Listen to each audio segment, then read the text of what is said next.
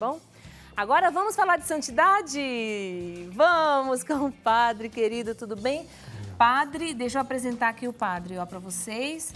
Padre Demétrio, não é isso? Isso mesmo. Padre Demétrios dos Santos Silvas, da Ordem Franciscana, da Igreja São Paulo Apóstolo. Tudo bem, padre? Tudo jóia. Sua bênção. E não é à toa que ele é da Igreja São Paulo Apóstolo. Pode sentar, padre. Fique à vontade. Seja bem-vindo na nossa casa. Nós vamos falar hoje sobre esse homem, não é mesmo? Falar sobre São Paulo. Paulo, o apóstolo, chamado apóstolo, sem nunca ter sentado na mesa com os 12. Isso. E por que é que Paulo é chamado de o apóstolo? Ele é chamado de apóstolo porque ele obedeceu ao chamado de Cristo a ir para todas as nações. Cristo andou na Palestina, mas enviou seus discípulos para que pudessem anunciar o Evangelho a todos os povos. E quem mais fez isso com perfeição foi Paulo. É verdade, né, padre? Com certeza. O padre, antes da gente ir, né, para o mundo como Paulo foi, vamos falar um pouquinho como é que esse Paulo apóstolo, né, nosso grande santo, e como é que ocorreu a conversão dele? Vamos falar um pouquinho dessa conversão extraordinária de Paulo. Isso, Paulo.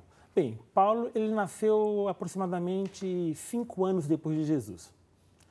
E ele cresceu numa família judaica tradicional e, ainda jovem, ele foi estudar com Gamaliel, tornando-se um mestre do Evangelho. Ele era um fariseu da época. Um fariseu da tribo de Benjamim. E ele buscava a perfeição na obediência à lei judaica, e ele não conseguia compreender como que outras pessoas liam a lei judaica à luz de alguém que tinha sido morto na cruz. Tinha quase a mesma idade dele, né? Exatamente. E aí Paulo, ele, contrariando aquela experiência dos primeiros cristãos, Paulo, ele consegue com o Sinédrio uma ocupação de como que um oficial de justiça. Recebe cartas e persegue os cristãos, levando-os ao Sinédrio para serem julgados. Desses, muitos que foram julgados foram mortos. Então, assim, Paulo não foi um assassino de cristãos, mas ele levou muitos cristãos... Foi um cumpridor da lei. Isso, né? E levou muitos cristãos a serem condenados lá no tribunal e aí, sim, eles morreram. Inclusive, nosso primeiro mártir, Estevão, foi apedrejado ali quando Paulo estava no comando ali da coisa. Paulo, ele, nessa época que Estevão faleceu, Paulo ele era bem jovem ainda. Ele era bem jovem, ele estava estudando nessa época e ele cuidou das roupas ali, dos pertences daqueles que condenaram e apedrejaram. E é muito provável que Paulo, ele, ao cuidar daqueles elementos, né, o texto bíblico diz que Paulo concordava com a morte de Estevão. Sim. É por causa desse zelo. Esse zelo pela lei judaica. É isso que eu quero só fazer um parênteses para você que está em casa entender. Quando nós falamos que Paulo era um fariseu, porque a gente fala hoje assim, fulano é um fariseu. Às vezes não sabe nem o que está falando, né? Verdade. Fariseu era um grande estudioso da lei, né, dos judeus. Eles sabiam muito sobre a lei, né, de como viver isso. Então, eles guardavam a lei assim, não pode... Aqui, tá errado, é aqui que segue. Exatamente. Você está lavando a mão errado, você está oferecendo errado, você está... Então, por isso que eles não aceitavam Jesus. Por isso que os fariseus eram chamados de rabis, de mestres, porque eles buscavam a perfeição na vivência da lei. Só que Paulo, buscando a perfeição na vivência da lei, ele acabou lá na frente sendo encontrado por aquele que é o sentido verdadeiro da lei, Jesus. E aí Paulo estava lá no caminho de Damasco, indo perseguir cristãos, né? E Cristo cruza o caminho de Paulo. E ao cruzar o caminho de Paulo, Paulo não resiste, Paulo cai por terra. E ao cair por terra, Paulo, ele fica cego, porque até então, todo jeito que Paulo interpretou a lei não serviu para nada.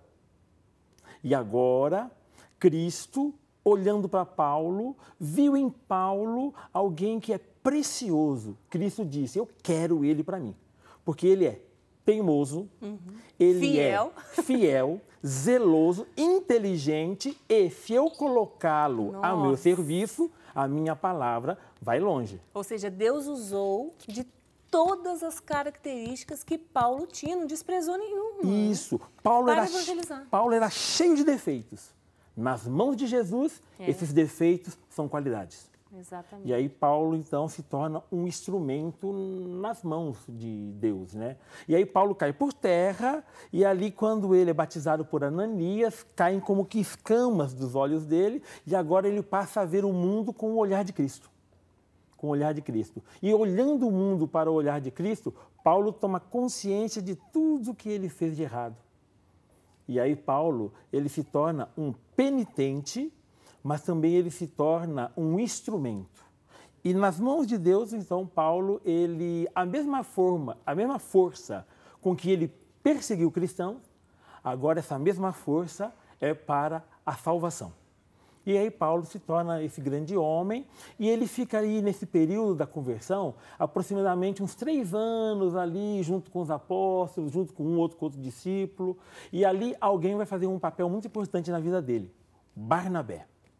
Barnabé e Paulo formam talvez a maior dupla de evangelizadores de todos os tempos. E eles fizeram assim, se nós estamos aqui hoje, em boa parte, é por causa do trabalho desses dois. E é interessante isso que o padre está falando, quando o Ananias, que foi o carinha que pegou Paulo e foi lavar lá, Deus falou lá antes, né? Falou, olha, tem um cara lá que caiu do cavalo, que eu derrubei ele. Isso mesmo. E Deus falou assim para ele, ó, tá lá em Atos 9:15, eu fiz questão de anotar aqui. Isso. Este homem, Paulo, Deus falando para Ananias, é para mim um instrumento escolhido, que levará o meu nome diante das nações, dos reis e dos filhos de Israel. Isso Quem mesmo. era esse homem? Era Paulo. Era Paulo. Ananias ficou com medo. Ficou com medo. Mas espera aí, senhor. Esse homem não é aquele que anda perseguindo aí? Ele vai me matar, né? Eu não vou lá. É ele. E você vai falar. Como Deus mandou, né? Ananias foi. É verdade. E se encontrou com Paulo, esse grande instrumento nas mãos de Deus. É verdade. E Paulo, ele dizia, ai de mim se não anunciar o evangelho. Né? E ele se reconheceu. Quando ele fala, bom, se é para falar de quem segue, né, depois lá na frente ele vai falar, eu sou judeu, conhecedor da lei, nananana, e tudo que ele tinha de valor, ele fala que considera nada. Exatamente. Para Paulo, ele coloca que ai de mim se eu não evangelizar, exatamente porque para alguns, Paulo ele recusava receber salário. Ele trabalhava com as próprias mãos. Então, algumas pessoas acusavam Paulo de evangelizar por obrigação. E aí Paulo coloca que não. Para mim, evangelizar é uma necessidade. Por isso, ai de mim se eu não evangelizar. E Paulo, quando você vai à missa abençoada e vê lá o leitor que vai lá e lê Carta de São Paulo, apóstolo aos Coríntios, né? Então, Paulo escreveu muitas cartas, né? Ajudando aquelas comunidades, né? Então, São Paulo, ele formou muitas comunidades, né? Desde aquela época também ali. Isso. Paulo, ele é quem inaugurou esse jeito de comunicar através das cartas na fé cristã. Então, Paulo é o primeiro escritor. Oh. Tanto é que os textos mais antigos do Novo Testamento são as cartas de Paulo. Sim. E a carta mais antiga é a primeira carta de São Paulo aos Tessalonicenses, que é por volta do ano 51, depois de Cristo. E os evangelhos só seriam escritos a partir dos anos 70. Então, 20 anos antes, Paulo já estava escrevendo, e Paulo já estava divulgando, e Paulo já estava se comunicando com as comunidades e orientando-as através das cartas. Ele que inaugura esse jeito de comunicar. Você tem que ler todas as cartas de São Paulo para entender o coração de Paulo, né, padre? Isso. O Atos dos Apóstolos nos dá um bom rosto, mas para entender Paulo, nós temos que ir direto à fonte. A fonte, as suas cartas. Se você quer saber como é que foi, então, de onde nasceu a igreja, como é que foi o início da igreja, vá ler os Atos dos Apóstolos para você ver como é que era. Isso. Agora, padre, eu queria que o senhor falasse um pouco da relação que Paulo tinha com as mulheres. Isso. Paulo, ele é uma figura muito controversa nos nossos dias. Algumas pessoas acusam ele de ser machista, porque ele mandou, tem lá na carta se diz que as mulheres têm que ficar quietas nas assembleias, aquelas coisas todas, né? Mas não. Paulo, ele tinha um profundo contato amoroso com as mulheres. E as mulheres encontravam em Paulo um discípulo verdadeiro de Jesus. Por isso, então, boa parte da equipe que trabalhava com Paulo eram mulheres. Boa parte eram mulheres. Então, por exemplo, uma das melhores amigas de Paulo, Priscila, que era esposa de Áquila, também formaram uma equipe muito boa. Lídia, que foi uma coordenadora de comunidade, era uma comerciante de púrpura. Paulo fundou a igreja na casa dela, na casa de Lídia. Uma diaconisa antiga chamada Febe, muito amiga de Paulo, da igreja de Cencreia. Júnia, outra amiga de Paulo. Paulo até vai falar assim, olha, quero mandar um abraço para Júnia, porque ela também foi o quê? Ela foi apóstola conosco na caminhada, isto é, ela foi enviada por Cristo. Então, o quê? Nós temos, assim, uma relação muito saudável de Paulo com as mulheres. E Paulo, ele também, como na carta aos Colossenses, também como em Gálatas, Paulo vai estar dizendo, olha, já não há nem judeu e nem grego, nem escravo nem livre, nem homem e nem mulher, porque todos são um em Cristo. Então, Paulo quebrou aquelas barreiras que se tinha naquelas religiões antigas, onde a mulher era colocada à margem, a mulher era colocada quietinha. Não, Paulo valorizou. E elas encontraram em Paulo grande apoio, grande amizade. Ele, assim, é, de fato, o maior promotor do ministério feminino na igreja. É uma coisa que eu tenho isso em mim, o Mulher.com, ele leva a gente a ver tantas coisas, abre os olhos da gente. A mulher, no cristianismo, na história de salvação, ela sempre esteve ali. Sempre, a igreja, né, desde o comecinho, ó, a igreja nunca tratou a mulher como um nada, como alguém descartável, como alguém que está no cantinho. Isso aí é balela, conversa fiada das pessoas. A igreja nasceu e tinha... nasceu através de Maria Madalena, que anunciou Jesus. E aí a gente está falando agora da igreja missionária, né, que, com Paulo, que sai ali daquele povo ali escolhido e vai e vem para nós. Hoje eu falei no começo, né, quando eu estava anunciando a sua presença, que se não fosse Paulo, a gente não estava aqui tendo essa conversa. Exatamente. Né? É.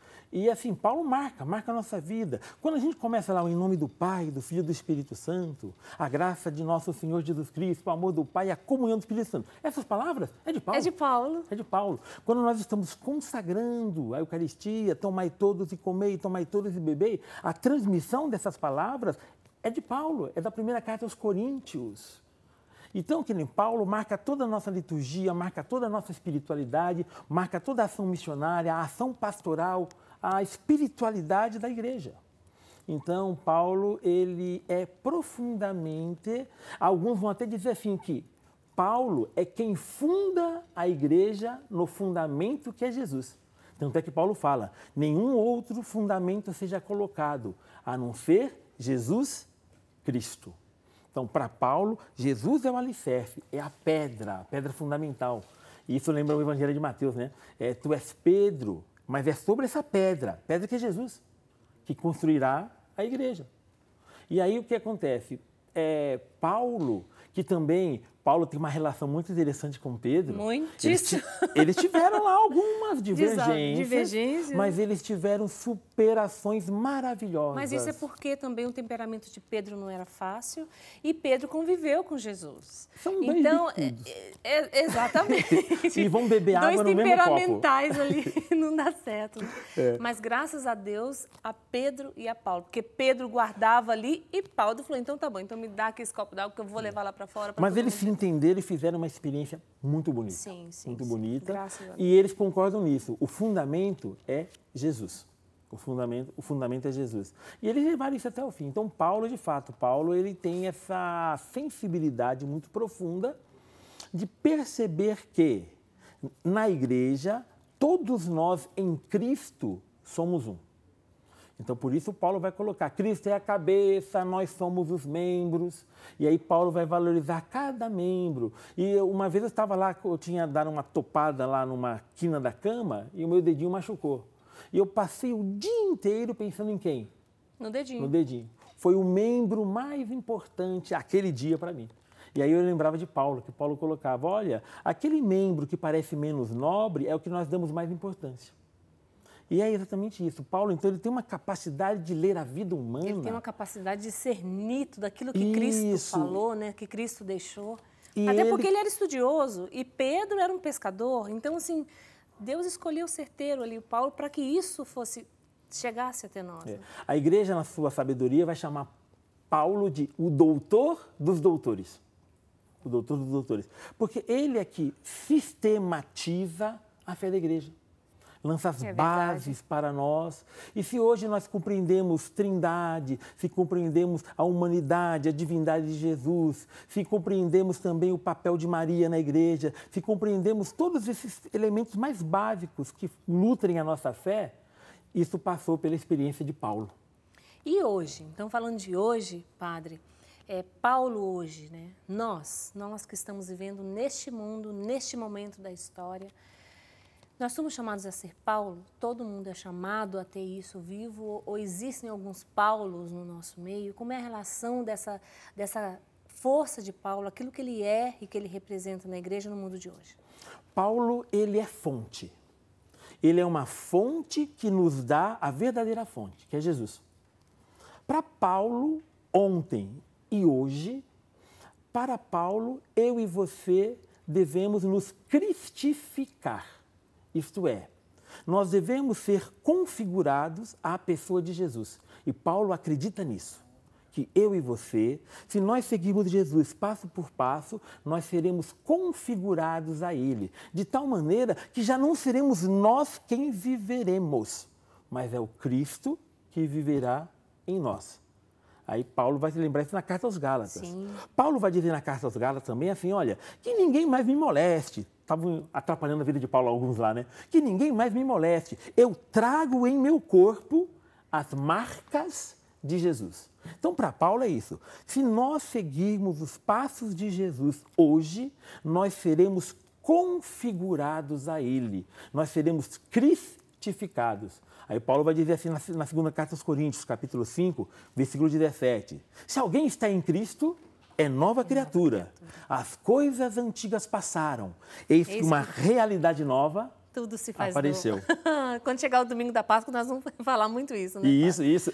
Pai, olha, você tem que ler as cartas, os Atos dos Apóstolos, para ler as cartas de São Paulo e conhecer essa pessoa de quem nós estamos falando aqui. E quando ele estava lá quase morrendo, só para encerrar a nossa conversa, ele falava, peraí, eu não sei se eu vivo. Ele estava moribundo lá quase, eu não sei se eu vivo ou se eu morro. Porque para mim, viver é Cristo e morrer é lucro. Ele estava tão cristificado, como disse o Senhor, que ele, para viver ou morrer, para ele, tanto fazia. Isso. O interessante é isso, Paulo, ele não estava moribundo não, ele estava bem. Ele não estava doente, né? Estava na prisão. Ele estava preso. E esse é o problema. Paulo, ele passou muitas vezes preso, ele foi preso muitas vezes, né? E ali no fim da sua caminhada, Paulo já estava ali com seus 65 anos, mais ou menos, ali tudo. Paulo, ele preso, ele já estava condenado à morte. E por ser cidadão romano, ele não podia ser crucificado. Então, ele foi condenado à morte por espada. E ali Paulo, ele escrevendo ainda uma das suas cartas, enviando para a comunidade, Paulo colocava nesse bilhete, olha, eu não sei o que eu faço, se eu fico para continuar evangelizando, ou se eu já parto para o meu encontro com aquele que é o sentido da minha vida, Jesus Cristo. Então aí Paulo ficou nesse dilema, eu não sei se eu parto ou se eu fico, não é? Ali tudo, né? Mas olha, tudo isso, todo esse mistério eu coloco nas mãos de Jesus. E Jesus que vai decidir. E decidiu. Né? Ele teve que ir para o caminho da espada.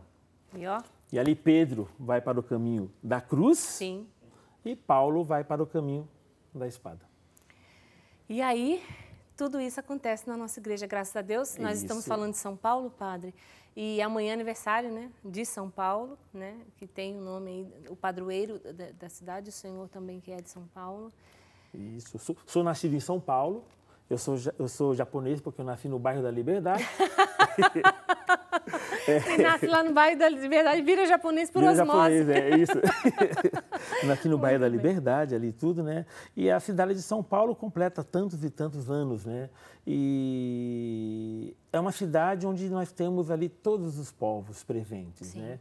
E o nome faz jus, porque Paulo é aquele que leva o evangelho a todos os povos, né? Não tem distinção nenhuma. Isso. Então, é uma cidade onde muitos conquistaram a vida, ainda também há muita injustiça, como Paulo enfrentou no seu tempo, né? Manifestou vida e enfrentou muitas injustiças. É isso mesmo.